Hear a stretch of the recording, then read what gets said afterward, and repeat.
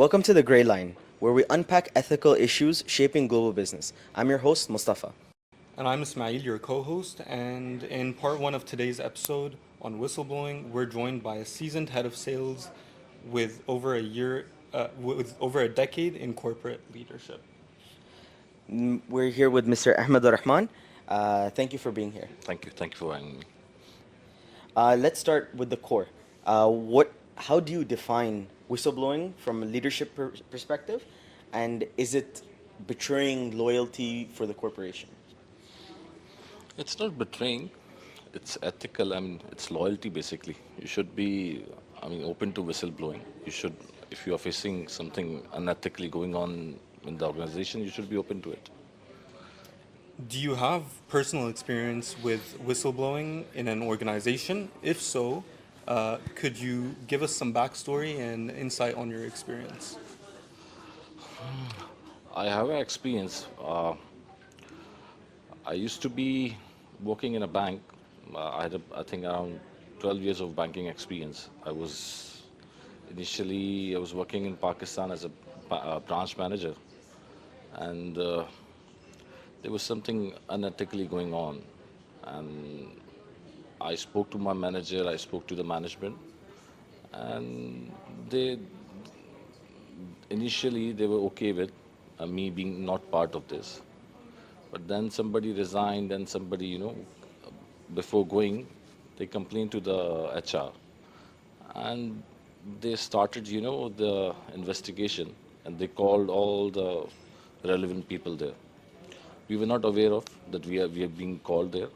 It was we received an email that there's a training for some compliance related training. Then the moment we reached there, they kept everyone in the different rooms, and they took their mobile phones, and they started investigating the matter. I was not initially, I was not, I was not ready to say the truth, because I knew if I would be saying the truth, I would face the issues, because I didn't inform the HR or the management initially. I discussed only with my manager, the initial manager. But then, when they gave me a support that, whatever your challenges you are facing and what's the issue going on, just be open. I said all the things, the issues which I faced. There was much money going here and there.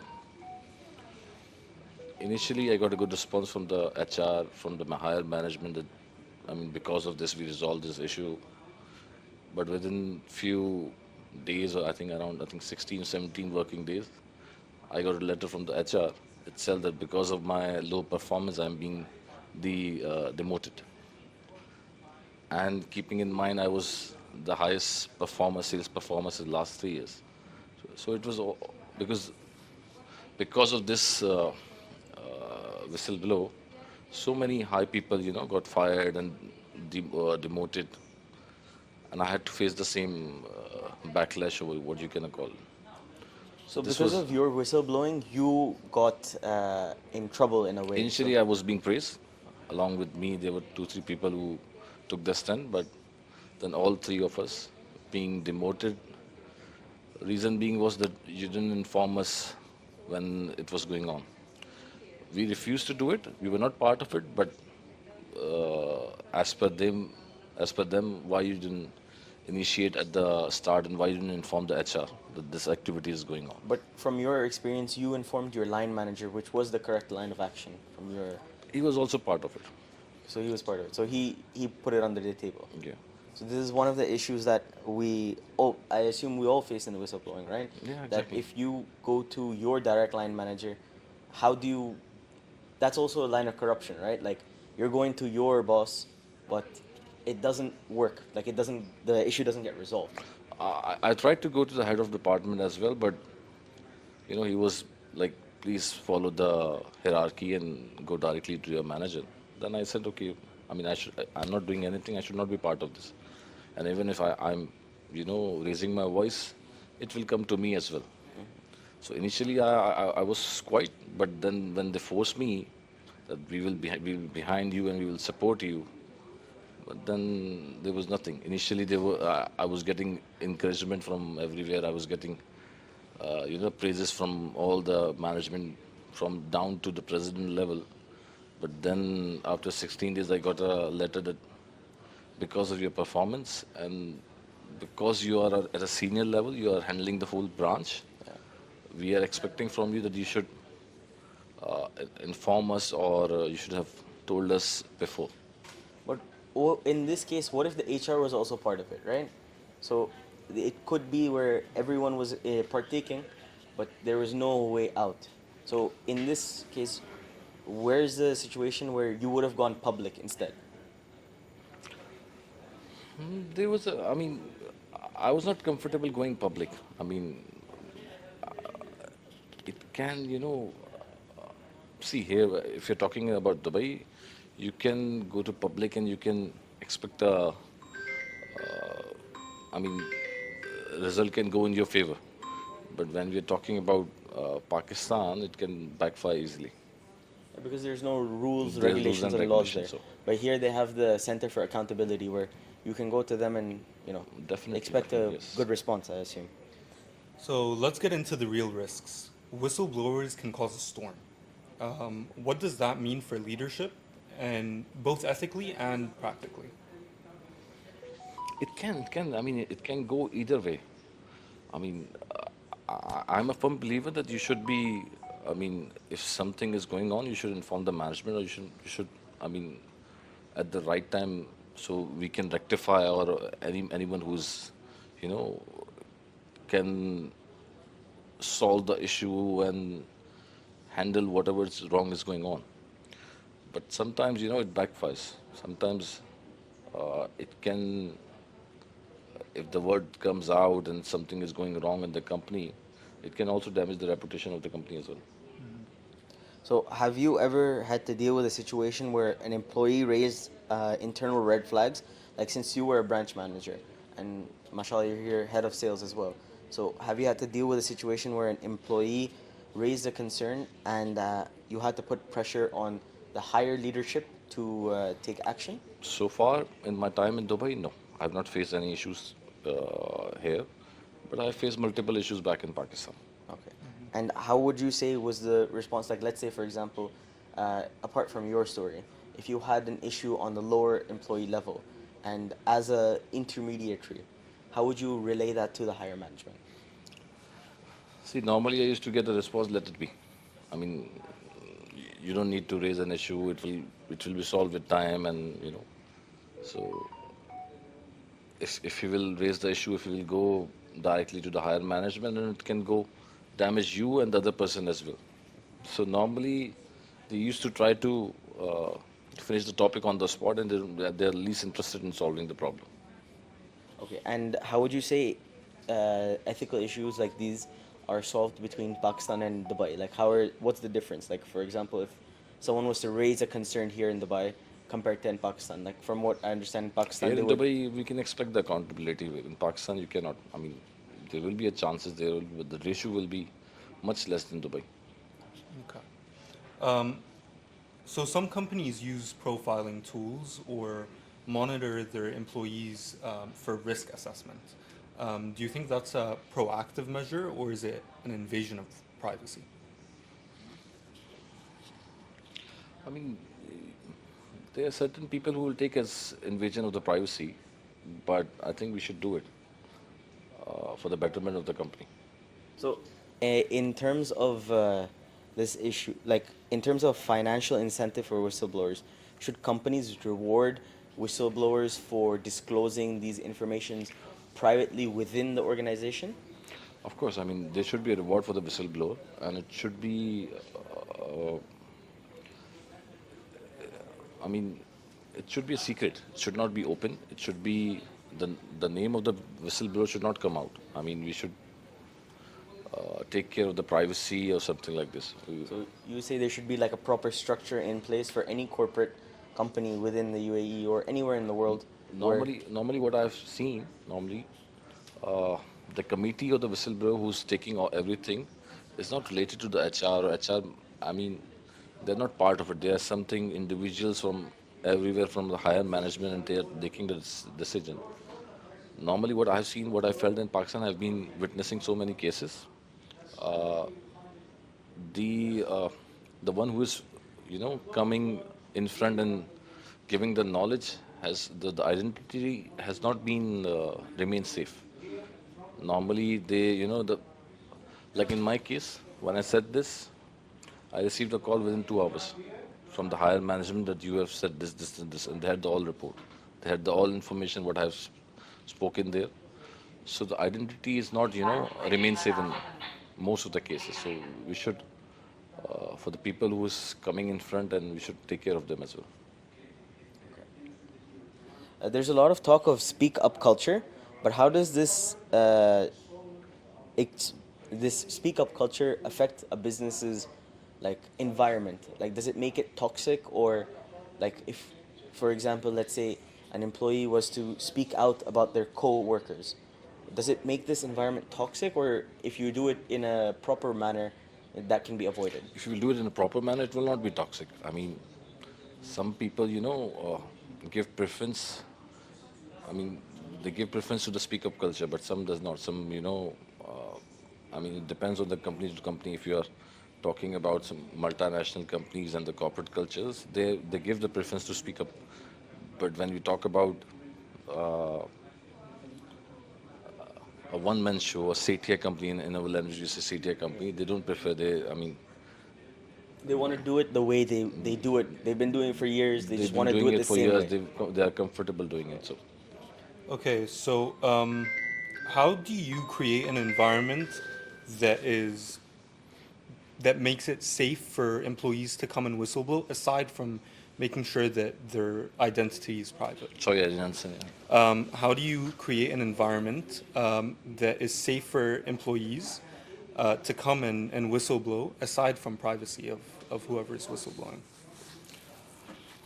I mean, if you will create a culture in the organization that whatever has been issue has employees conveyed to you, it should be not disclosed with someone. I mean, normally what you face is that people are disclosing everything. If I'm going to my manager and I'm complaining about my coworker, it should stay with my manager. It should not go out and should not, I mean, destroy the environment. So, I mean, some things should be kept private. So, has your company, like in this situation, in Dubai, you said you didn't face any issues with whistleblowing yet? No. Um, if a young employee came to you and had a serious concern about misconduct, what's the first thing that you would do? I will try to address the issue. I will try to understand what she has been facing, what he has been facing, and we'll try to, give them comfort. We'll try to resolve the issue rather than, prolonging it and not taking it seriously. Normally, when somebody complains, uh, normally managers or the supervisors are not taking it seriously. They are saying it will be, I mean, with time it will resolve. But, in some nature, in some cases, you have to solve the problem on the spot. So, what is the correct course of escalation for you? You as a manager, how do you correctly escalate it while keeping it safe? The moment I get something like this, I mean, I myself, along with my other team members, I give the task to,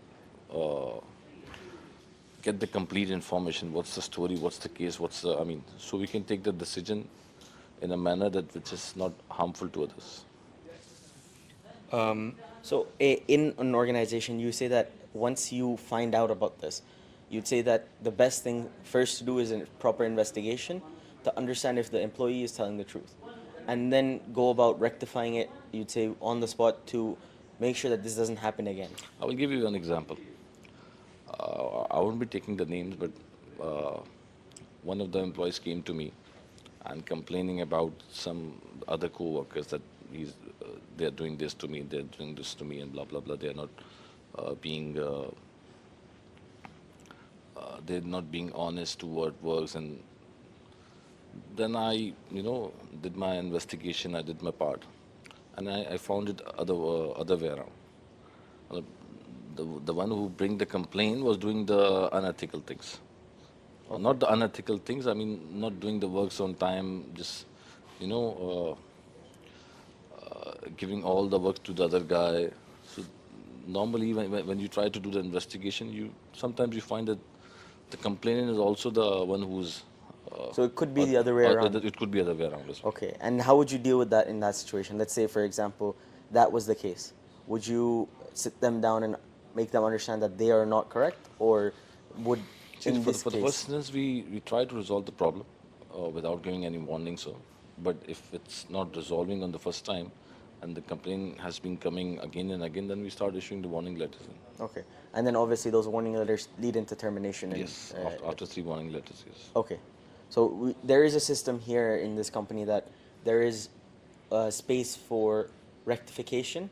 And Yeah, if it obviously. doesn't get rectified, but even if it's like an employee issue, if it doesn't get rectified, then the employee is obviously terminated to protect the reputation of the Yes, company. we strongly believe in employee satisfaction, and we take care of our employees very well. So, I mean, we make sure that everybody is happy with our culture, and there should be no complaint. There should be no, especially the work. We make sure the work environment is good. So this has been an incredibly honest interview, and really thank you for the insights of the inside of whistleblowing. And we appreciate the balance that you've brought to this very complex issue. Thank you, thank you. Up next, we'll shift our focus to a legal and generational perspective in part two with our guests from Britain. Stay tuned. Welcome back to the Grey Line. In part one, we explored the corporate perspective on whistleblowing with Ahmed, the head of sales. Now, in part two, we're shifting to a legal perspective and a generational lens on whistleblowing and what it means for professionals entering the workforce. I'm your host, Ismail. Joining me is Noor, a newly qualified lawyer from the University of Bristol, specializing in corporate and employment law. Noor, welcome to the show. Hi, thank you for having me. Let's start with looking at the legal side. How would you define whistleblower protections under UK law, more specifically the Public Interest Disclosure Act? Yeah. So, whistleblower protection in the UK comes from the Public Interest Disclosure Act. People just call it the PIDA. Basically, it protects workers who speak out about serious wrongdoing at work, like criminal behavior, environmental damage, or safety risks. The law says that if you raise these concerns in good faith and in public interest, your employer isn't allowed to retaliate, so you can't be fired, bullied, or pushed out for doing the right thing. What the PIDA actually offers is the right to take legal action if something does happen. This is usually through the employment tribunal. And interestingly, you don't have to prove the wrongdoing was real, just that you reasonably believed it was and you reported it properly, like to your employer or to a regulator. But kind of some of the limitations around that is that it only protects certain types of workers, and your disclosure has to fit a pretty specific legal definition to count. So it's helpful, but not foolproof. Critics say that it was passed in a different era and has not lived up to its progressive expectations. Key players in the UK whistleblowing scene have called for its abolition. So some places where the PIDA falls short is that it doesn't ensure that the whistleblower's concerns are addressed. It doesn't confer protection onto the whistleblowers. It unfairly places a burden on the whistleblower to litigate and does not offer alternative means. It is financially inefficient, and its weakness has resulted in waste. So there are a lot of places where the PIDA does fall short. So there's little to no burden of proof? Is that what I... So on the whistleblower, there is a high standard of proof to kind of show through evidence that they reasonably believed there was wrongdoing. And with them bringing the case, that means the burden of proof is on the whistleblower themselves. Okay. Um, So where do these legal protections work, and where are whistleblowers left vulnerable outside of the fact that they're not being assisted by the government themselves? Yeah, so where it works is in fairly clear-cut situations. Like, for example, someone raises a safety issue, gets fired a week later, and there's email evidence linking the two. In those cases, the PIDA does work, but a lot of whistleblowing cases aren't that simple. People can be frozen out slowly, no promotions, moved off big projects, and it's hard to prove retaliation. Employers are savvy. They rarely say you're fired for whistleblowing.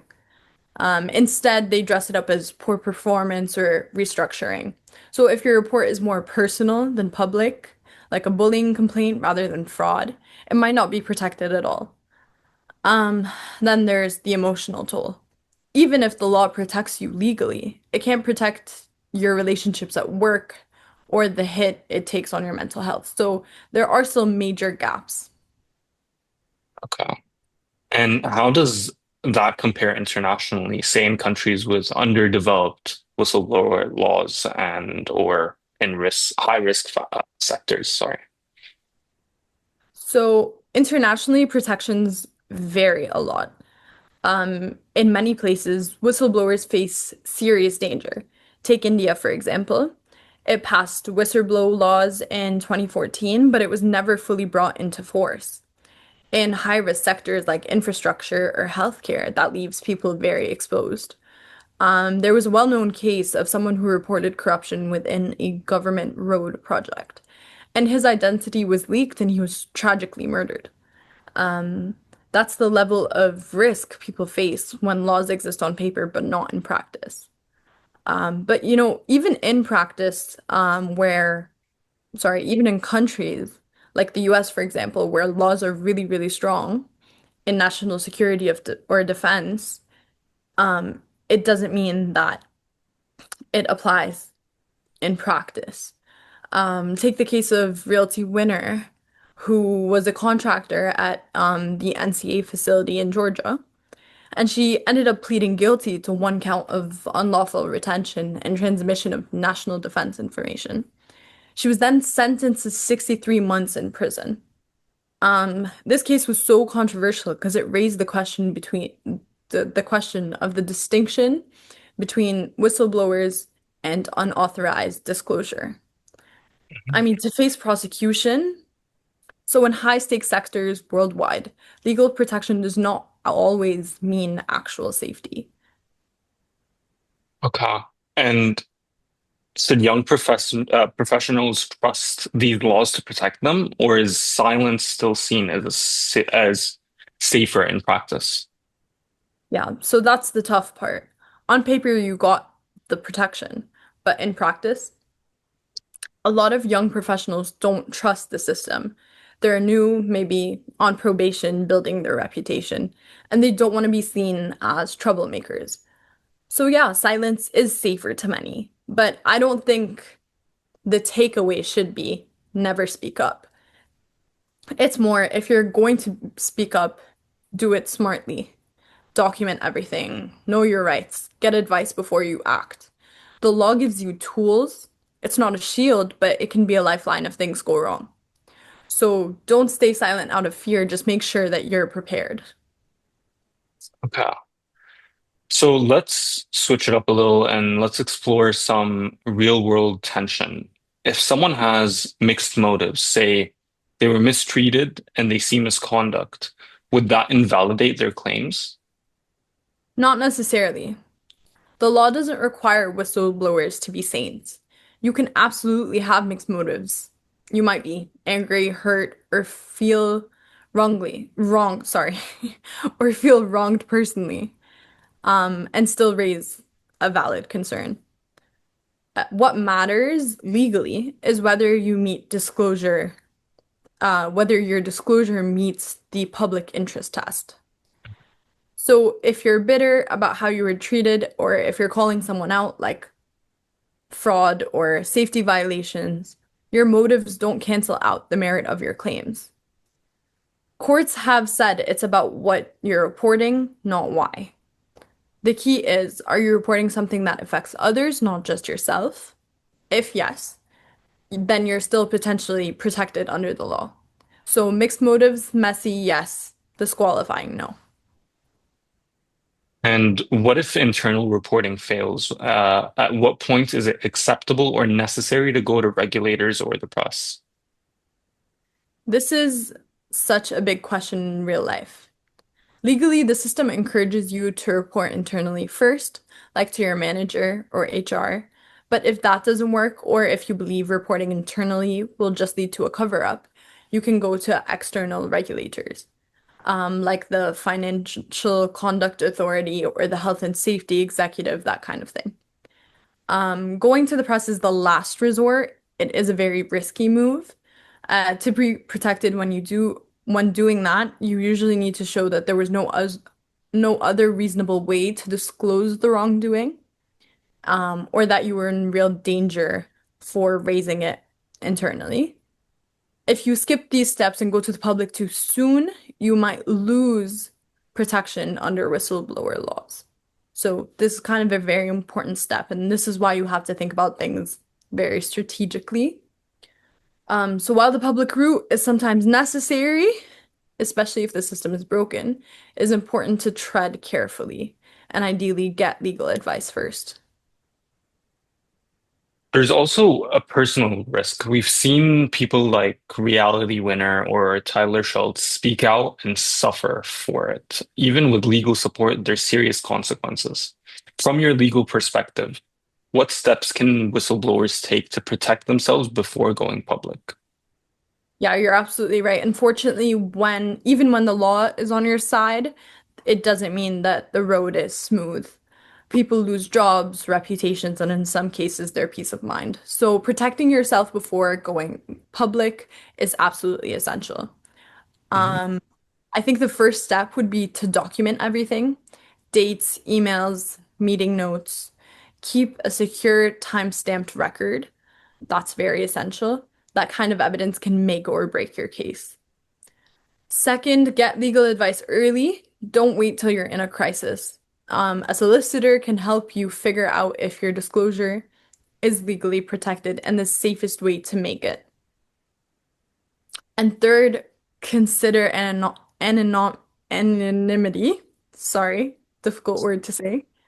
Some regulators accept anonymous tips. It's not always feasible long term, but it can be a safer first step. And the last step to consider is build a support network. This could be a union, a whistleblower charity, or even just trusted people in your life. Speaking up is hard and you will need the backup. Okay, so as we look ahead, how should businesses and, or sorry, how should business and legal education prepare future leaders for ethical dilemmas like these? Yeah. Honestly, we need a big shift in how we teach ethics, especially in business and law schools. Right now, ethics is often a side module or just a theory-based lecture with abstract examples. But real-world dilemmas don't come with clear lines. We need to prepare students for these gray areas where moral and legal choices don't always line up neatly. That means role-playing real-life scenarios where speaking up might cost you your job or where you have to weigh loyalty against public good. We should also teach students how to identify these red flags early, how to create ethical workplace cultures, and what protection whistleblowers actually have under the law. It is about moving from knowing right from wrong to knowing how to act when the right thing is hard. But do you think it is do you think enough is being done to teach the students how to respond to misconduct or prevent it from being silenced? I mean, no, like I said, in business and law school, it's all very theory-based Mm. scenarios now. So you're never given these life scenarios where you would experience in the workplace or if you're in a whistleblower situation. Okay. So let's just take a hypothetical. If a young professional approached you after witnessing something unethical at work, what is one piece of advice you'd want them to hear first? Yeah, so the first thing I'd say is stay calm and don't rush. When you see something wrong, your instinct might be to react emotionally, confront Hmm. someone, or go public immediately, but that can backfire. So, step one is always document what you saw. Again, date, times, who was present, write it all down while it's fresh. Step two is get advice. That could be a trusted mentor, your union, legal counsel, kind of just depending on the situation. Don't assume you're alone because you're not. A lot of places are available to get help when you're in a whistleblower situation. And I think finally, know your rights. Whistleblowing can feel isolating, but there are protections out there. The more you're informed, and the safer and stronger your position will be. So you don't have to blow the whistle loudly to make an impact, but you do have to be prepared. Okay. Well, I'd like to thank you very much, Noor, for offering your perspective. It's refreshing to hear a legal view that's so practical for those just stepping into the workforce. Yeah, thank you for the conversation. It's definitely an important one. And to our listeners, thank you for tuning into The Gray Line. Until next time, stay informed and speak up for what's right.